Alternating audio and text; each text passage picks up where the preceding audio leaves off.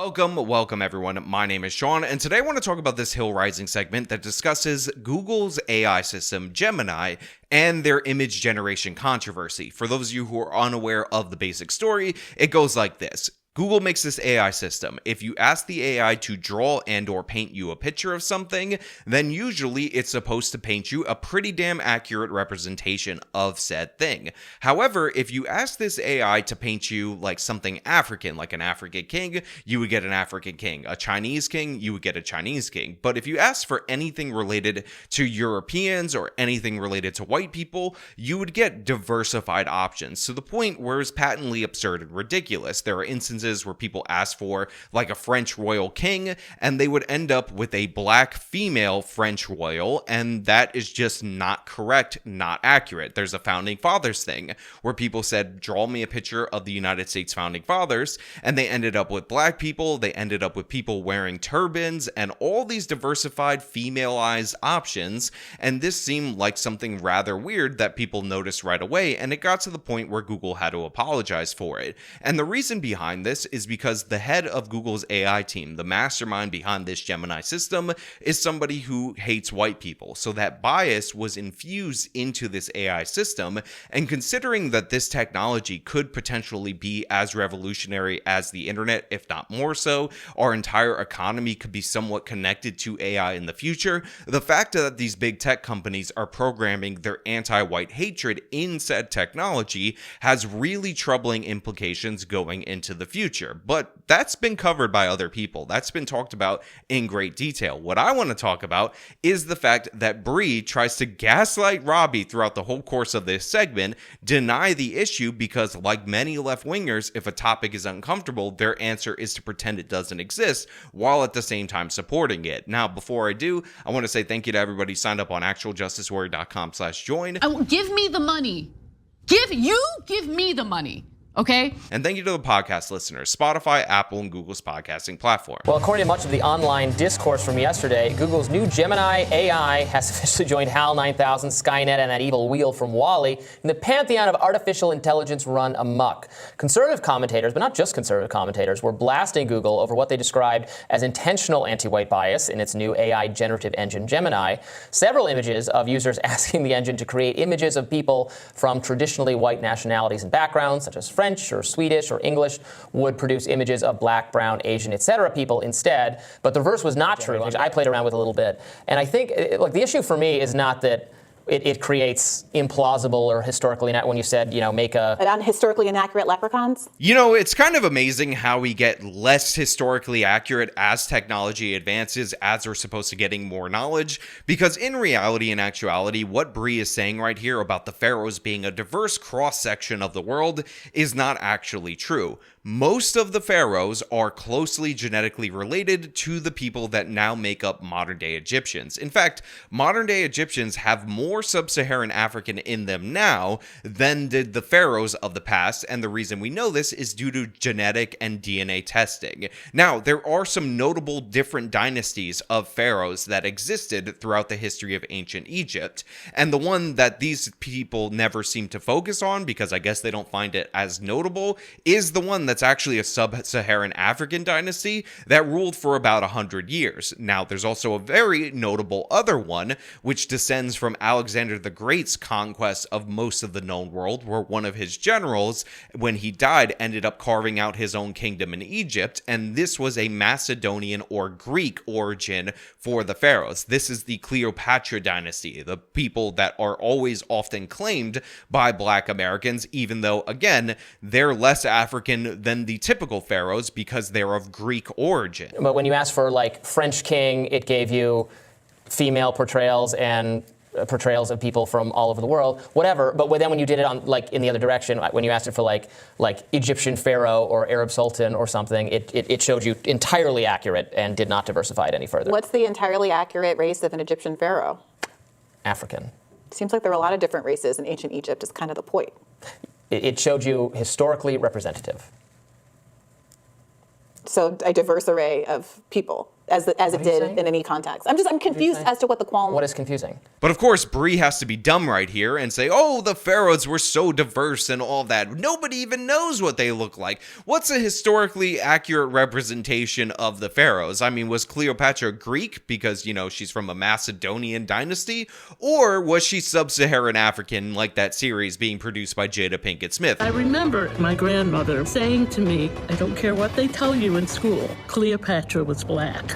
Nobody knows the answer to this except everybody who's an expert relevant in the field, and you can't really say anything about that, and I'm going to use this to bog down the entire segment. All of it, to be honest. I'm trying to find the root of the concern. It seems like they're making a new technology. They've defaulted to every result being diverse, so that there's... No, they didn't. They did not default to every result being diverse. They defaulted to results that would be predominantly, by and large, well, that's white why I'm identities. asking about the Egyptian example, because ancient Egypt, situated geographically where it was, had rulers of all different complexions. So this is another tactic that you get from left-wing gaslighters where they pretend to be confused. Right here, you're seeing Bree feign confusion. Robbie explained this in 2 minutes, the entire premise of this story, relatively simply. If you entered something from a minority culture, a minority in the United States of America, by the way, I know that Asia is actually the largest group of people in the entire world, but if you put Black King, Asian King, whatever, you would get results that represent that. If you did anything related to white people, you wouldn't. It's not confusing at all,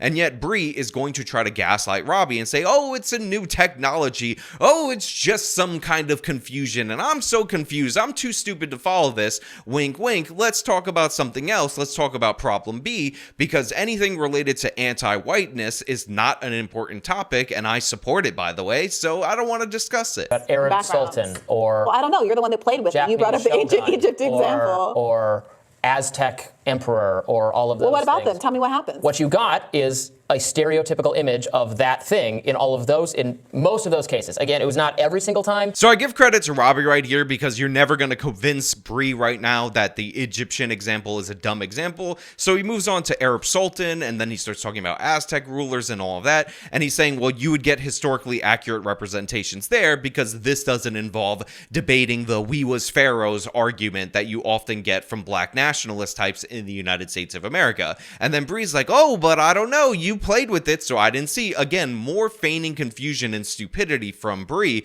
because she knows exactly what the issue is at hand. How you Well, you're right. played with it, I understand now, Robbie. This is a catastrophe, and I'm not so saying it's a glad. catastrophe. It's just hilarious. What can I say? Okay, it's hilarious, and I hope that the good people at the AI generator get right on it. It sounds from that Fox News quote that we read that they're all over it, and they're going to fix this problem as soon as possible, because I think it really is really bad to not be accurately representing European leaders the way that they should be represented. So right here you have Bree saying, oh, well, this is no big deal. There's nothing to even talk about. There is no topic here. There is no conversation. I don't know why we're talking about this instead of something else, even though this is the topic. This is the topic of the segment. She should have been able to prepare for this topic, but of course she pretends like Robbie just brought this up out of nowhere as if they didn't have a whole setup and intro for it in order to gaslight the audience into thinking that this is a situation that didn't occur.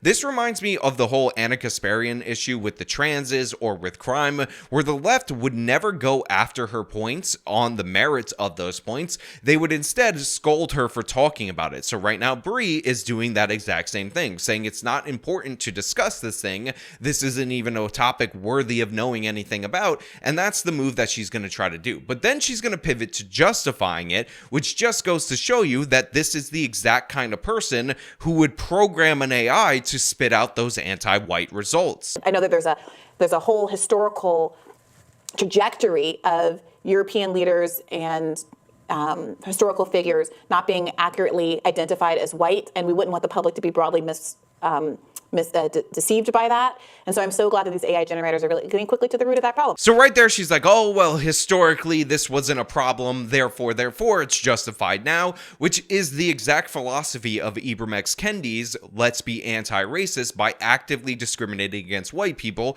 as a form of revenge for racism in the past. This is what you're seeing right here. So Bree knows exactly what this story is about. She knows the exact premise. She knows the problem. She's not confused in any way, shape, or form. She's just trying to gaslight this issue while also defending minorities, while also excusing this, saying, well, listen, the black people have been marginalized for so long, minorities have been marginalized for so long that this is fine. And honestly, it's kind of ridiculous that Google's even trying to fix this issue, because I don't know if you know this, white people are bad and white people are racist, and they should be kind of eradicated from history if you think about it. Like, it kind of is a good thing that when you search for a pope, again, typically a European position, that you get a black woman with the turban and a hijab to show you how diverse things actually are. That makes sense that we're programming this kind of bias into the system, and it makes sense that we will see other more subtle instances of this racial bias being programmed in, because to be clear, people like Brie are not against racism, they're against white people, they're against Western society,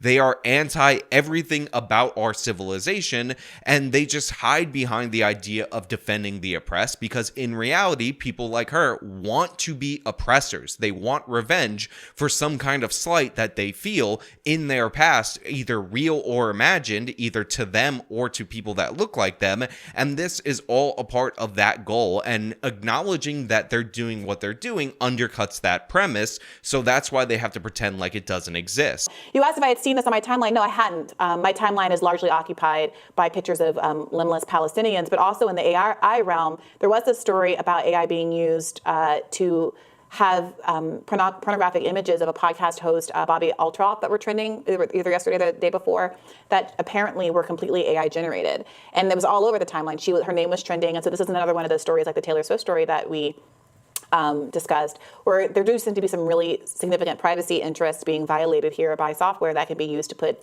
any famous person in any kind of unbecoming situation. So this is a classic example of a known progressive deflection strategy, where somebody brings up a problem, and instead of acknowledging that, you bring up a different problem, because two wrongs makes a who cares. So she talks about, the Palestine, Gaza and all that. It's like, oh, this is what I'm actually concerned with. Such a much more bigger deal and all of that. And then she deflects to this podcast host that had AI generated news or an AI generated adult content related to her, and how that's actually a much more serious issue. Now, to be clear, that is in a much more gray area than what's going on with Google. Google actively programmed this racial bias into their system, but the AI generated photorealistic images of real people in the nude, that is technically art. Like, you're technically making something that is not realistic, but it looks so realistic it could fool people. And Robbie actually goes down this rabbit hole with her and has a pretty good response to this point, which again is being brought up as a deflection from the overall premise of the story,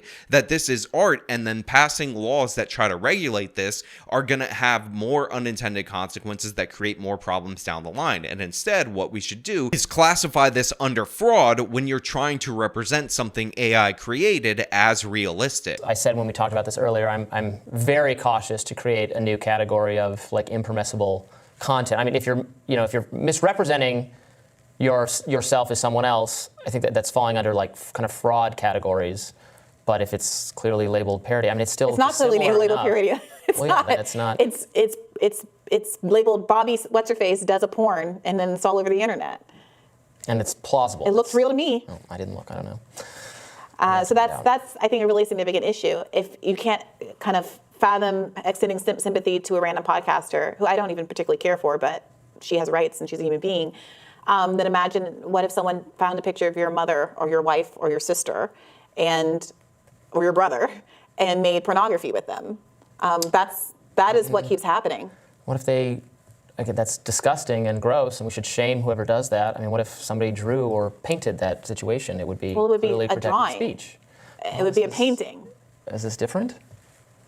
I mean, that's what we're going to find out. It's maybe it is. I don't know that it is. I don't know that it's fundamentally different. But now, I've said this before and I'll say it again. I think Robbie is actually a smart guy. I think he has smart points, and honestly, he countered every single rabbit hole, every single deflection that Brie wanted to take this story down. But the thing is, he should have never followed her down this rabbit hole. He should have stood up for the premise of the segment, called her out for playing dumb intentionally during the course of this segment, because by the time they work their way back to the topic, again, you have Brie mocking this idea, even though, again, this is racial bias being programmed into the AI. And if there was an AI that was created that programmed racial bias against black people, Bree would be crying into the camera like, oh my God, this is the most upsetting, oppressing story in the history of ever. But instead, he allows her to deflect this conversation to AI generated adult content, which again is important. It's interesting how we would look at that. I consider Robbie to be right that we have to examine this in the same way that we would examine fraud when you end up trying to use this to represent the actual person.